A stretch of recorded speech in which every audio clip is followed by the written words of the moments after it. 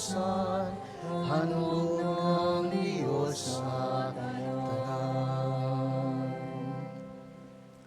Simulan natin ang pagdiriwang sa ngalan ng Ama at ng Anak at ng Espiritu Santo. Amen. Ang pagpapala ng ating Panginoong Jesucristo, ang pag-ibig ng Diyos Ama, at ang pakikipagkaisa ng Espiritu Santo, naway sumainyong lahat. At sumainyo rin. Mga kapatid, welcome po sa Pambansang Dambana ni Santo Padre Pio. Maraming salamat sa inyong pagdalo dito at welcome po sa ating selebrasyon ng banal na misa. Gayon din sa ating mga kapatid na kasama natin online via live streaming. Welcome po sa Pambansang Dambana ni Santo Padre Pio dito sa Batangas.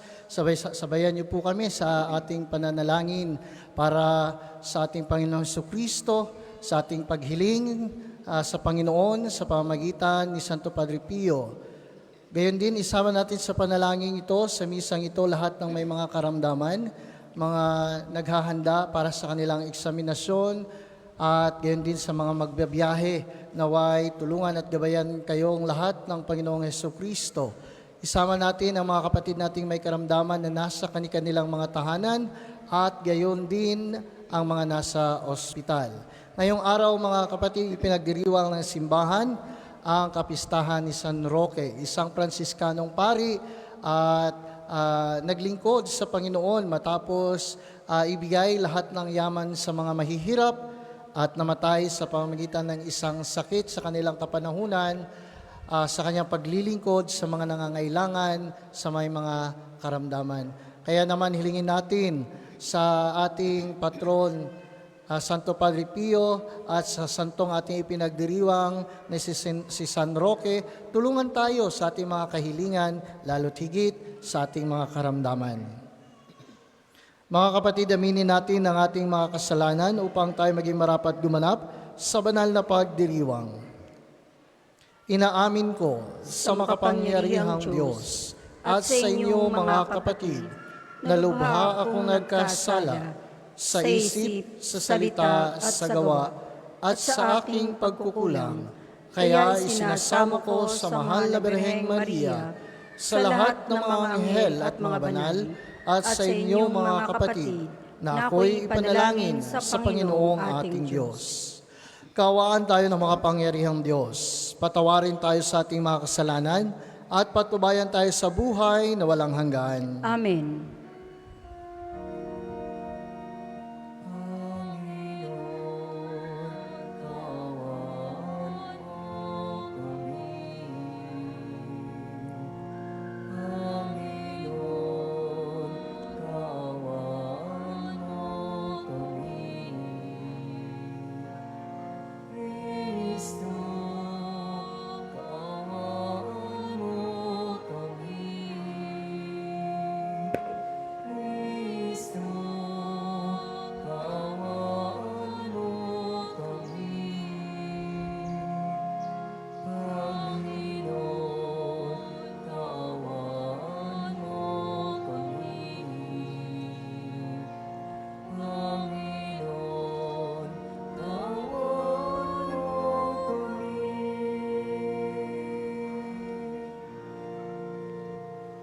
Manalangin tayo.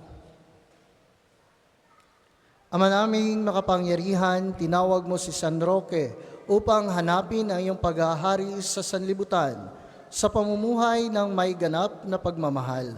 Ipagkaloob mong kaming pinalalakas ng kanyang pagdarasal ay masayang makatahak sa landas ng pag-ibig mong tunay sa pamamagitan ni Jesucristo kasama ng Espiritu Santo magpa sa walang hanggan. Amen.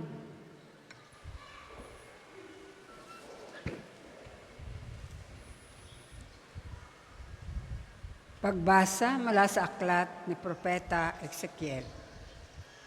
Sinabi sa akin ng Panginoon, Tao, ipamukha mo sa Jerusalem ang kanyang kasuklam-suklam na gawain.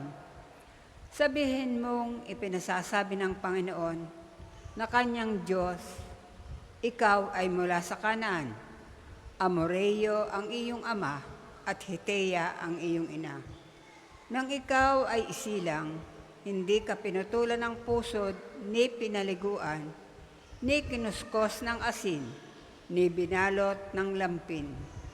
Walang nag-ukol ng panahon upang gawin sa iyo ang isa man sa mga bagay na dapat gawin. Wala man lamang naawa sa iyo, basta ka na lamang inilapag sa lupa nang ikaw ay isilang. Nadaanan kitang kakawag-kawag sa sarili mong dugo. Sinabi ko sa iyo noon na mabubuhay ka at lalaking tulad ng mga halaman sa parang. Lumaki ka nga at naging dalaga. Maganda ang iyong dibdib. Mahaba ang iyong buhok, ngunit ikaw ay hubad.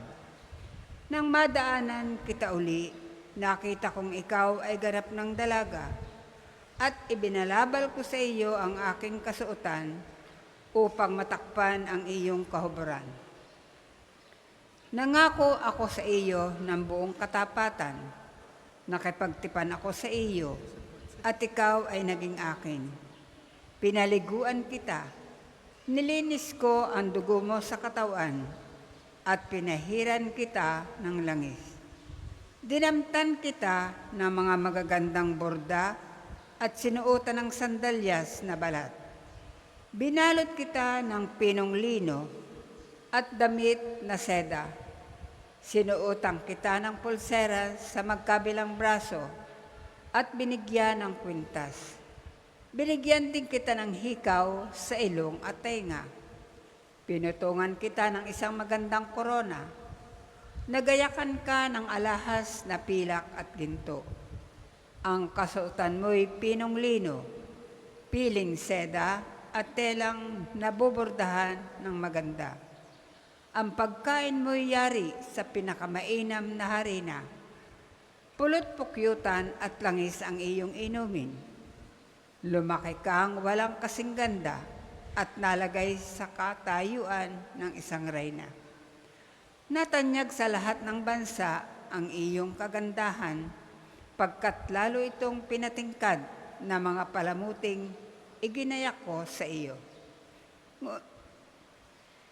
Ngunit naging palalo ka dahil sa iyong kagandahan. Ano pat, nabuyo ka sa pagiging patutot at ang sarili mo'y ipinaangkin sa lahat ng makita mo. Gayunman, hindi ko na rin kalilimutan ang ginawa kong tipan sa iyo nang ikaw ay bata pa. Ngayon ay gagawa ako ng tipan para sa atin. Hindi ito masisira kailanman. Sa sandaling ipatawad ko ang lahat mong kasalanan, matitikom ang bibig mo dahil sa laki ng kahihiyan. Ang salita ng Diyos. Salamat sa Diyos. Salmong tugunan, galit ng Diyos ay naparam, pinatawad niya ang tanan. Galit ng Diyos ay naparam, pinatawad niya ang tanan. Ang Diyos ang siyang nagliligtas sa akin, tiwalang-tiwala ako at walang muntimang pangamba. Sapagkat ang poon ang lahat sa akin, siya ang aking awit, ang aking kaligtasan. Malugod kayong sasalok ng tubig sa batis ng kaligtasan. Galit ng Diyos ay naparam, pinatawad niya ang tanan. Magpasalamat kayo sa poon, siya ang inyong tawagan. Ipaalam ninyo sa mga bansa ang kanyang ginawa. Ipahayag ninyo ang kadakilaan ng kanyang pangalan. Galit ng Diyos ay naparam, pinatawad niya ang tanan. Umawit kayo ng papuri sa Diyos, sapagkat kahanga-hanga ang kanyang mga ginawa.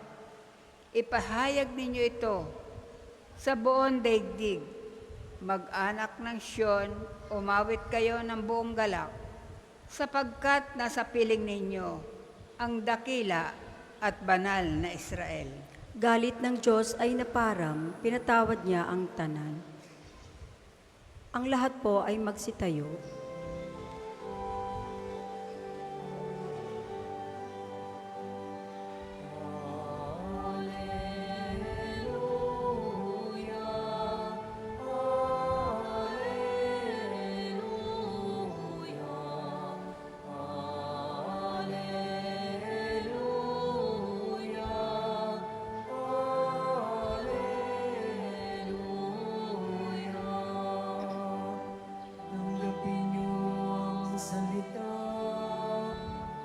sa tao nagmula, kundi sa Diyos na dakila. Alleluia, Alleluia, Alleluia,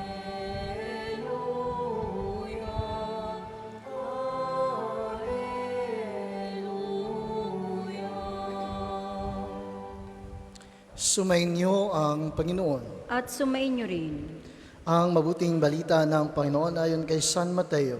Papuri sa iyo, Panginoon. Noong panahong iyon, may mga Pariseyong lumapit kay Jesus at tinangkang siluin siya sa pamamagitan ng tanong na ito. Naayon ba sa kautusan na hiwalayan ng lalaki ang kanyang asawa sa kahit anong kadahilanan?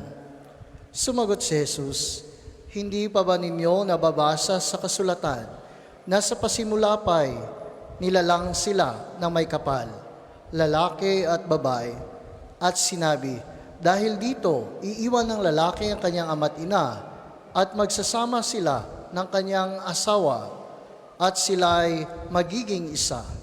Kaya't hindi na sila dalawa, kundi isa. Ang pinagsama ng Diyos ay huwag paghiwalayin ng tao. Tinanong siya ng mga Pariseo, bakit inutos ni Moises na bigyan ng lalaki ang kanyang asawa ng kasulatan sa paghihiwalay bago hiwalayan iyon? Sumagot si Jesus, dahil sa katigasan ng inyong ulo, kaya ipinahintulot ni Moises na hiwalayan ninyo ang inyong asawa, subalit hindi gayon sa pasimula. Kaya sinasabi ko sa inyo, sino mang lalaking humiwalay sa kanyang asawa sa anumang dahilan, liban sa pakikiapid, at mag-asawa sa iba ay nangangalunya, at ang mag-asawa sa babaeng hiniwalayan ay nangangalunya rin. Sinabi ng mga alagad, kung ganyan po ang kalagayan ng lalaki sa kanyang asawa, mabuti pang huwag nang mag-asawa. Sumagot si Jesus, hindi lahat ay makatatanggap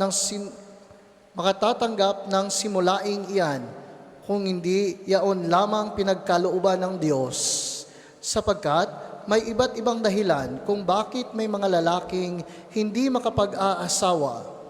Ang ilan dahil sa kanilang katutubong kalagayan, ang iba dahil sa kagagawan ng ibang tao ay nagkagayon sila. Mayroon namang hindi nag-aasawa alang-alang sa ikauunlad ng paghahari ng Diyos. Ang makatatanggap ng simulaing ito ay tumanggap nito. Mga kapatid, ang mabuting balita ng Panginoon. Pinupuri ka namin, Panginoong Hesukristo. Muli isang magandang umaga sa ating lahat, gayon din po sa ating mga nanonood sa ating live streaming. Welcome po dito sa ating pambansang dambana ni Santo Padre Pio. Narinig natin ang unang pagbasa mula kay Propeta Ezekiel at narinig natin ang kwento ng pag-ibig, ang love story, kung paanong sinubaybayan ng lalaking ito ang pagdadalaga ng isang babae at niyakap niya ito sa pag-ibig. Yan, so hindi na natin palalawakin ang gusto sapagkat alam natin lahat tayo ay mayroong kahit papaano ay karanasan sa pag-ibig. Sa pagpapalalim nito sa tulong ng Diyos. Kaya naman ang ating ebanghelyo ay patungkol sa tanong ng mga Pariseo kay Jesus, naayon ba sa isang lalaki na hiwalayan ang kanyang asawang babae? At sinagot sila ni Jesus, hindi pa ba ninyo nababasa sa kasulatan na sa pasimulay nilalang sila ng may kapal, lalaki at babae? At dahil dito, kapag sila ay nag-iibigan, sila ay magsasama bilang isa. Hihiwalay ang lalaki at ang babae sa kanilang pamilya, sa kanilang mga magulang, upang magsama, buuin ang pamilya at palaguin ang pag-ibig na meron sila. ang pag-ibig na pinagsasaluhan ng mag-asawa. Kaya sabi ni Kristo, walang kahit na sino ang makapaghihiwalay sa kanila. Yan ang utos ng Diyos. Kaya ito rin ang maririnig natin kapag mga pagbasa, isa sa mga maraming pagbasa sa panahon ng seremonya ng kasal. Sapagkat nire-remind tayo, pinapaalalahanan tayo sa pag-ibig ng Diyos na pinagbuklod tayo, pinag-isipan natin ang pagmamahalan na ito. Pero sabi ng mga Pariseo, bakit si Moises, sinabi niya maaaring hiwalayan ng lalaki basta lamang magbigay ng sulat upang malaman ng asawang babae na siya ay hihiwalayan para makapaghanda. At sinagot sila ni Jesus, dahil matigas ang inyong ulo, kahit anong utos ang sabihin ni Moises, kahit anong utos ang meron ng Diyos, gagawa at gagawa ng paraan ng paghihiwalay ang tao. Kaya sabi ni Moises, o maaaring sabihin natin kaya ginawa ni Moises iyon upang sabihin niya na maprotektahan ang asawang babae, makapaghanda kung ano ang gagawin ng kanyang asawang lalaki. Ngunit sabi ni Kristo, ngunit hindi gayon sa pasimula, sapagkat sila ay nilalang at binayayaan ng pag-ibig ng Diyos. Kaya sabi ng mga apostoles, kung gayon po ang kahihinatnan ng mga lalaki, hindi na lang po yata kami mag-aasawa. Sabi naman ni Jesus, hindi lahat matagumpay sa larangan at buhay pag-aasawa. Maraming dahilan at nagbigay ng 3 dahilan ang Diyos, si Kristo. Una, ang mga taong nakatatanggap nito ay bibiyayaan ng Panginoon. May iba naman, hindi magiging matagumpay dahil sa kagagawa ng ibang tao. Yung taong wala ng ibang gagawin kundi sisirain ng pamilya, sisirain ng pagsasama, third party kumbaga. Nasa Biblia po, sinabi ni Kristo na masisira ang isang pamilya dahil sa kagagawan ng ibang tao. At ganoon ang magiging hantungan ng kanilang pagsasama. At ang pangatlo, mayroong iba naman, ang pangalawa, may iba naman dahil sa kultura. Dala ng kanilang kultura, hindi makakapangasawa. O yung iba naman, sa pangatlo, ay yung tungkol sa may mga tao na hindi talaga mag-aasawa para sa kaharian ng Panginoon. Yan ang buod ng ating ebanghelyo at kwento ng pag-ibig. Kung kaya sa panahon natin ngayon, alam natin na malaki ang usapin ng divorce sa ating bansa. At alam natin sa buong mundo, tayo at ang Vatican City ang walang divorce sa ngayon. Ano ngayon? Narinig natin ang stand ni Kristo mula sa kanyang mga sinasabi. Hindi pala ngayon lang ang usapin na ito. Maging dati sa panahon ni Kristo, naging usapin na ang mga bagay na ito. At hanggang ngayon, iyon pa rin ang sagot ni Kristo. Kung kaya ang ating simbahan, ang simbahang Katolika, ganoon pa rin ang kanyang paninindigan. Nakabatay pa rin sa turo ni Kristo sa ating panahon ngayon. Mananatili ang mag-asawa bilang mag-asawa. Bagamat nare-respeto ng simbahan, anuman ang kanyang o ang mga miyembro nito, kung anuman ang kanilang desisyon. Nire-respeto ng simbahan, anuman ang desisyon ng institusyon, ng ibang institusyon, ng ibang paniniwala, ng ating pamahalaan. Ngunit mananatili ang turo ng simbahan. Ibig pong sabihin, sinasabi sa atin ng mga obispo, na nariyan ang turo ng simbahan at ito ang paninindigan, ngunit hindi kayo dinidiktahan kung ano ang inyong gagawin. sapagkat tayo ay binigyang laya ng Diyos na makapamili, ngunit mananatili ang turo ng simbahan sa larangan at bagay na ito. Kaya maraming mga dialogo, maraming pag-uusap ang ginagawa. At hindi ibig sabihin na ang ibang bansa ay mayroon ng diborsyo, ay umaayon ang simbahang Katolika. Hindi pa rin umaayon ang simbahang Katolika sa buong mundo kahit ang kanilang bansa ay may usapin o may batas na ng diborsyo. Sa tingin ko, ganyan din ang ating paninindigan bilang simbahan sa Pilipinas. Ngunit hindi tayo dinidiktahan ng simbahan. Mananatili ang kalayaan ng bawat isa sa pagpili ng nais nila. Mananatili rin ang turo ng simbahan sa usaping ito. Kaya mga kapatid, manalangin tayo na sana maraming pamilya ang patuloy na magmamahal sa kanilang pamilya at pagsasama dahil sila ay binigkis ni Kristo sa sakramento. Ipagdasal natin ang bawat pamilya, bagamat alam nating may mga hindi nagiging successful. Ipagdasal natin sila. Ang ating dasal bilang mga Katoliko ay mahalaga kesa magdebate tayo sa kanila, gayong yaon ang kanilang nais gawin. Ipagdasal natin sila.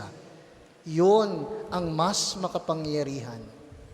Hayaan natin kung ano ang tingin ng ibang mananampalataya o ibang nananampalataya o mga sekta o relihiyon o ang ating pamahalaan. Ang mahalaga, ipagdasal natin ang bawat pamilya sa ating bansa.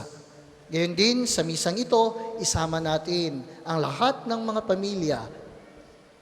Isama natin ang mga pamilyang masaya at matagumpay.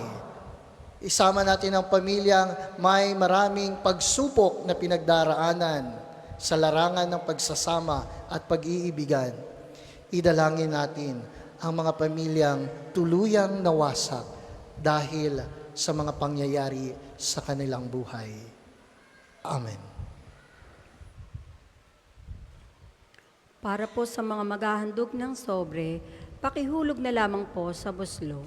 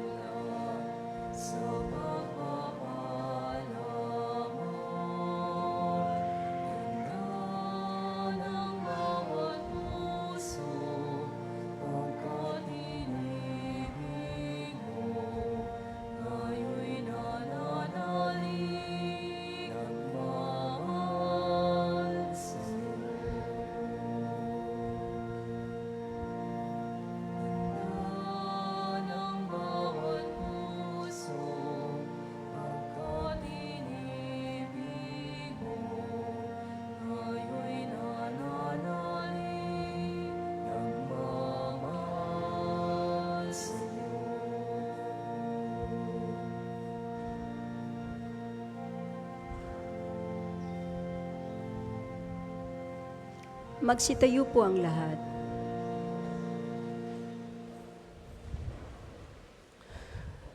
Manalangin kayo mga kapatid upang ang paghahain natin ay kalugdan ng Diyos amang makapangyarihan. Tanggapin nawa ng Panginoon itong paghahain sa iyong mga kamay, sa kapurihan niya at karangalan, sa ating kapakinabangan at sa buong sambayanan niyang banal. Ama naming lumikha, tanggapin mo ang aming mga alay na nasa dambana. Ngayong si San Roque ay aming ginugunita at ipagkaloob mong kami pinalaya sa hadlang na makalupa ay tanging sa iyo lamang maging mariwasa sa pamamagitan ni Jesucristo kasama ng Espiritu Santo magpa sa walang hanggan. Amen. Sumainyo ang Panginoon. At sumainyo rin. Itaas sa Diyos ang inyong puso at diwa. Itinaas na namin sa Panginoon. Pasalamatan natin ang Panginoong ating Diyos. Marapat na siya ay pasalamatan. Ama naming makapangyarihan, tunay ngang marapat na ikaw ay aming pasalamatan. Ikaw ay nagniningning sa piling ng mga banal na ikinararangal mo sa kanilang kabutihan. Ibinibigay mo silang huwaran namin sa araw-araw at katuwang sa pagsamba sa iyong kamahalan. Sa pamamagitan ng anak mong si Jesucristo, kami naliligid ng mga banal na tao. Sila ay mga saksi na ang pananalig sa iyo ay magaganap namin sa ikararangal mo. Kaya kaisa ng mga anghel na nagsisiawit ng papuri sa iyo nang walang humpay sa kalangitan. Kami nagbubunyi sa iyong kadakilaan.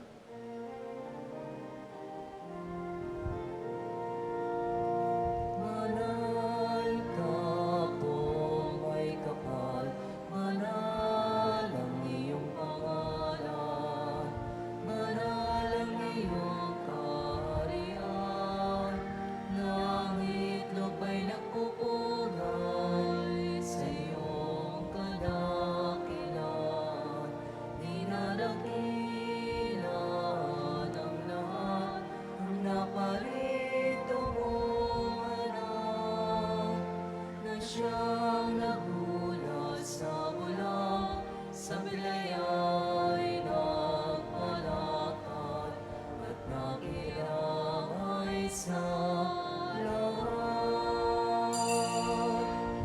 Kung hindi po kayang lumuhod, manatili pong nakatayo ng may paggalang. Ama naming banal, ikaw ang bukal ng tanang kabanalan. Kaya sa pamamagitan ng iyong Espiritu, gawin mong banal ang mga kaloob na ito upang para sa amin maging katawan at dugo ng aming Panginoong Heso Kristo.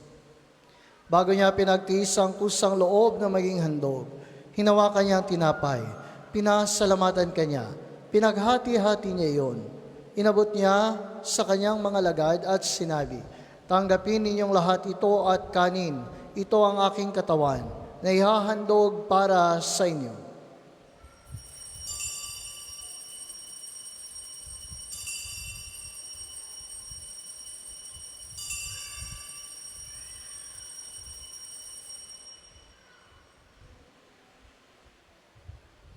Gayon din naman nung matapos ang hapunan, hinawakan niya ang kalis, muli kanyang pinasalamatan. Inabot niya ang kalis sa kanyang mga lagad at sinabi, "Tanggapin ninyong lahat ito at inumin.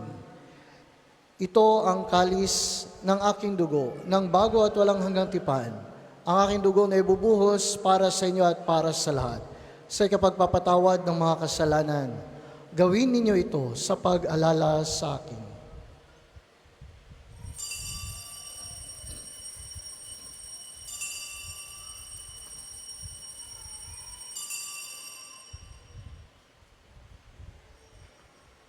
Ipagbunyi natin ang misteryo ng pananampalataya. Si Kristo'y namatay, si Kristo'y nabuhay, si Kristo'y babalik sa wakas ng panahon. Ama, ginagawa namin ngayon ang pag-alala sa pagkamatay at muling pagkabuhay ng iyong anak. Kaya't inaalay namin sa iyo ang tinapay na nagbibigay buhay at ang kalis na nagkakaloob ng kaligtasan. Kami nagpapasalamat dahil kami iyong minarapat na tumayo sa harap mo para maglingkod sa iyo. Isinasamo namin kami magsasalo-salo sa katawan at dugo ni Kristo ay mabuklod sa pagkakaisa sa pamamagitan ng Espiritu Santo. Ama, lingapin mo ang iyong simbahang laganap sa buong daigdig. Puspusin mo kami sa pag-ibig, kaysa ni Francisco na aming Santo Papa at ni Gilbert naming Obispo at ng Tanang Kaparian. Alalahanin mo rin ang mga kapatid naming nahimlay nang may pag-asang sila'y muling mabubuhay. Gayon din ang lahat ng mga pumanaw. Kawaan mo sila at patuloyin sa iyong kaliwanagan. Kawaan mo at pagintapatin kaming lahat na makasalo sa buhay na walang wakas.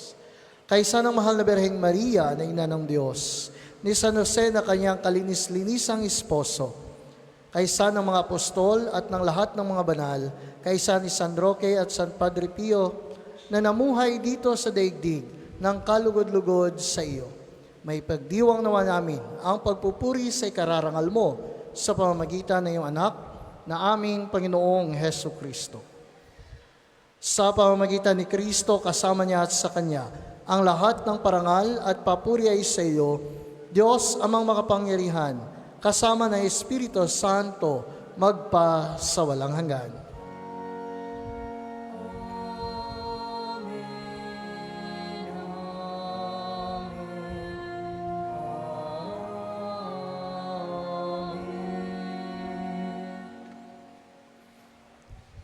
Sa tagubilin ng mga nakagagaling na utos at turo ni Jesus na Panginoon natin at Diyos, ipahayag natin ang lakas loob.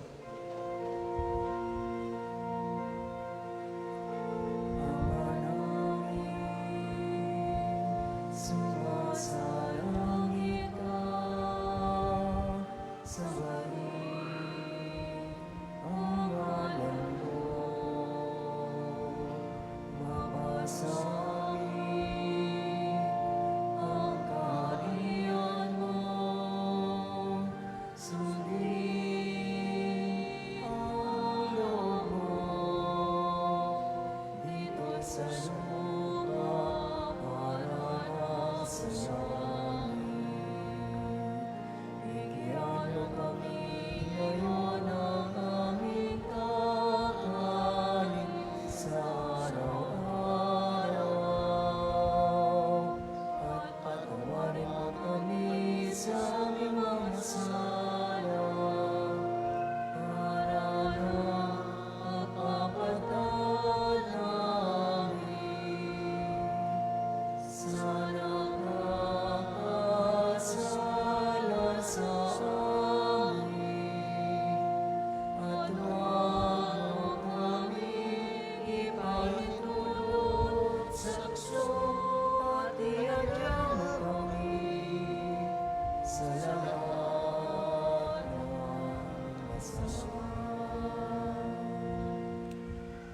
Hinihiling namin kami adyas sa lahat ng masama, pagkalooban ng kapayapaan araw-araw, iligtas sa kasalanan at ilayo sa lahat ng kapahamakan, samantalang aming pinananabikan ang dakilang araw ng pagpapahayag ng tagapagligtas naming si Hesu Kristo. Sapagkat iyo ang kaharian at ang kapangyarihan at ang kapurihan magpakailanman. Amen. Panginoong Hesu Kristo, sinabi mo sa iyong mga apostol, kapayapaan ang iniiwan ko sa inyo, ang aking kapayapaan ang ibinibigay ko sa inyo. Tungayan mo ang aming pananampalataya at huwag ang aming mga pagkakasala. Pagkalooban mo kami ng kapayapaan at pagkakaisa ayon sa iyong kalooban, kasama ng Espiritu Santo, magpa sa walang hanggan. Amen. Ang kapayapaan ng Panginoon ay laging sumainyo. At sumainyo rin. Mga kapatid, magbigayan tayo ng kapayapaan sa bawat isa.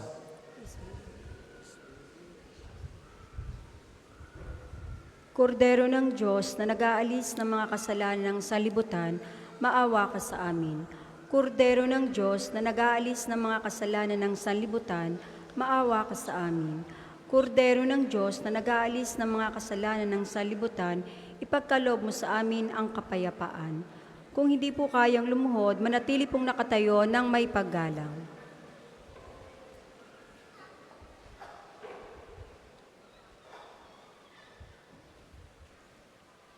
Mga kapatid, ito ang kordero ng Diyos. Ito ang nag-aalis ng mga kasalanan ng sanlibutan. Mapalad ang mga inaanyayahan sa kanyang piging. Panginoon, hindi ako karapat-dapat na magpatuloy sa iyo, ngunit sa isang salita mo lamang ay gagaling na ako.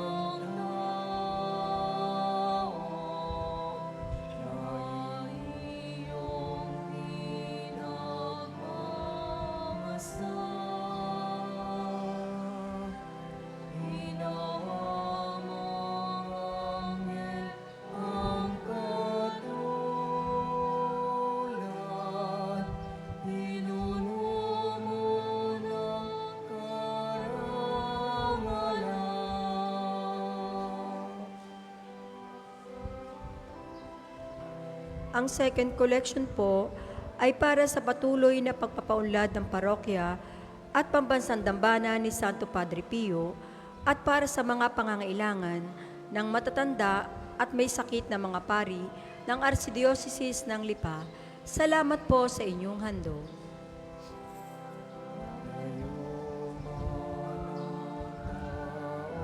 Sa lupa, sa hubing manya ang buwan.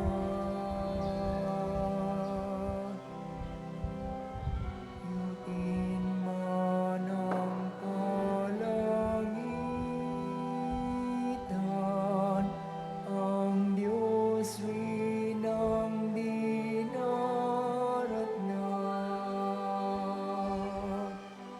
Kamahanga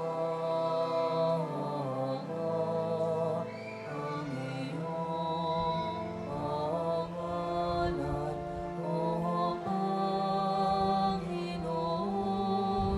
sa sangkalupaan ipinagbuni mo ang iyong kamahalan sa buong kalangitan.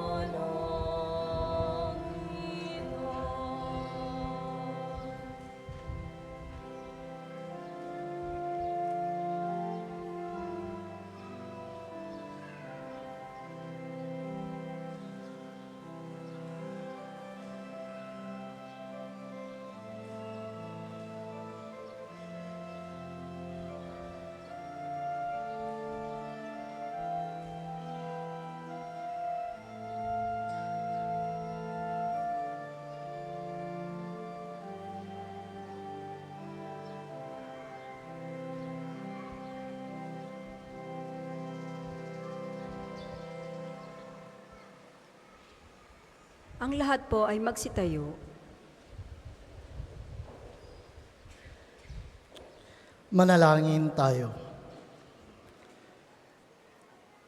Ama naming mapagmahal, sa aming banal na pakikinabang at pakundangan kay San Roque na aming huwaran, itaguyod mo kami sa iyong pagmamahal at ang mabuting gawain sa amin iyo'y sinimulan ay lubusin mo hanggang sa araw ng pagpapahayag ni Kristo Jesus na nabubuhay kasama ng Espiritu Santo magpa sa walang hanggan. Amen. Panalangin ng pagtitiwala kay Santo Padre Pio, tayo pong lahat. Padre Pio, taga Pietrelcina, mongheng banal, pintakasing santo ng milenyong kasulukuyan, gabay namin sa pagtahak sa landasing makalangit, takbuhan sa pangangailangan, huwara ng pagtitiis. Sa iyo namin inilalapit aming mga kagipitan. Sa iyo po ibinibilin kalusugan at kabuhayan.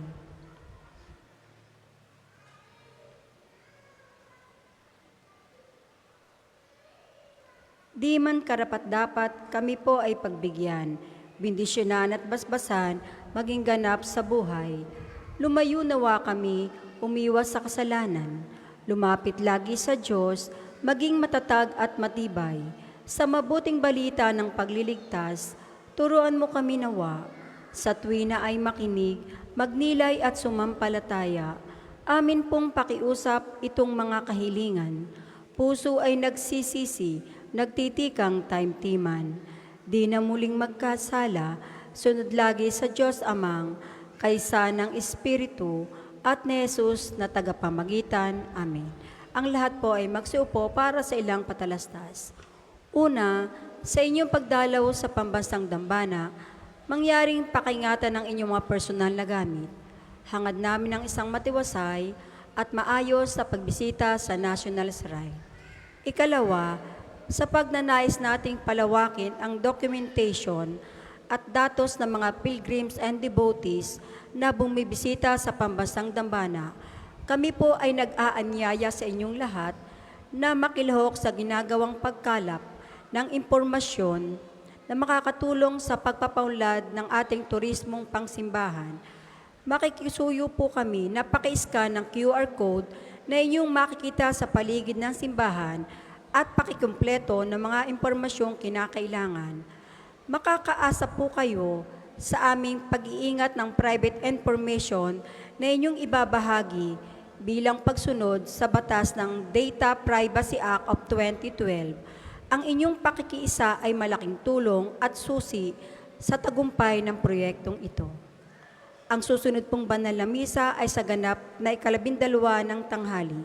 Maraming salamat po at mangyaring panatilihin natin ang kalinisan, katahimikan at diwa ng pananalangin sa loob at labas ng ating mga simbahan. Magsitayo na po ang lahat para sa pagbabasbas ng religious articles. Mangyari lamang ilabas sa mga nais pabasbasan. O Panginoong Diyos, Ikaw ang bukal ng lahat ng pagpapala at biyaya. Ibuhos mo ang iyong bendisyon sa mga gamit na ito sa pananalangin, na nagpapaalala na iyong kabutihan, kabanalan at pagmamahal sa amin, upang ang lahat ng dumulog at magdasal, gamit ang mga ito, ay magtamo ng iyong awa at biyaya. Loobin mong tularan nila ang kabanalan at aral ng Panginoon at ng mga santo magpa sa walang hanggan. Amen. Ama namin, sumasalangit ka, sambahin ang ngalan mo, mapasa amin ang kaharian mo, sundin ang loob mo dito sa lupa para nang nasa langit.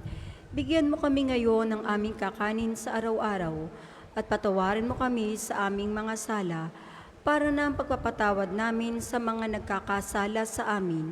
At huwag mo kaming ipahintulot sa tukso at iadya mo kami sa lahat ng masama. Amen. Aba, Ginoong Maria, napupuno ka ng grasya, ang Panginoong Diyos ay sumasa iyo. Bukod kang pinagpala sa babaeng lahat, at pinagpala naman ang iyong anak na si Jesus.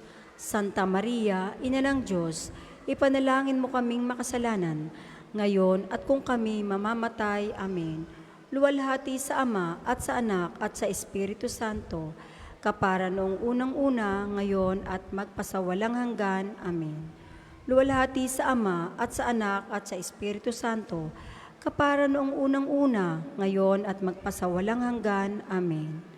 Luwalhati sa Ama at sa Anak at sa Espiritu Santo, kapara noong unang-una, ngayon at magpasawalang hanggan. Amen. Aba, Ginoong Maria, napupuno ka ng grasya, ang Panginoong Diyos ay sumasa iyo.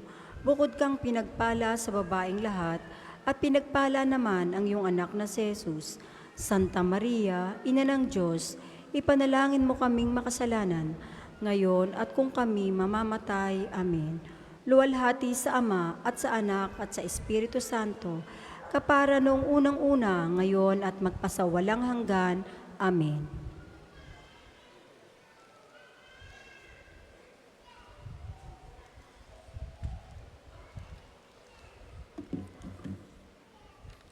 Bago ang huling pagbabasbas, maraming salamat po sa inyong pagdalo sa banal na misang ito. Maraming salamat sa inyong pagbisita dito sa Pambansang Dambana ni Santo Padre Pio, at anuman ang inyong mga kahilingan, ito man ay sa kalusugan, sa pamilya, sa inyong pagbiyahe at mga examinations, naway basbasan kayo ng Panginoong Jesucristo. Maraming salamat sa ating mga kapatid na sumama sa atin via live streaming, and din sa lahat ng mga naglingkod para sa banal na misang ito. Maraming salamat. Ano man ang inyong mga gawain sa natitirang oras sa araw na ito, naway basbasan kayo ng Panginoon, lalo tigit ang inyong kalusugan at ang inyong mga hanap buhay. Sumainyo ang Panginoon. At sumainyo rin. At pagpalain kayo ng makapangyarihang Diyos, sa ngalan ng Ama at ng Anak at ng Espiritu Santo. Amen. Tapos na ang ating banal na misa, humayo kayong taglay ang pag-ibig ni Kristo. Salamat sa Diyos.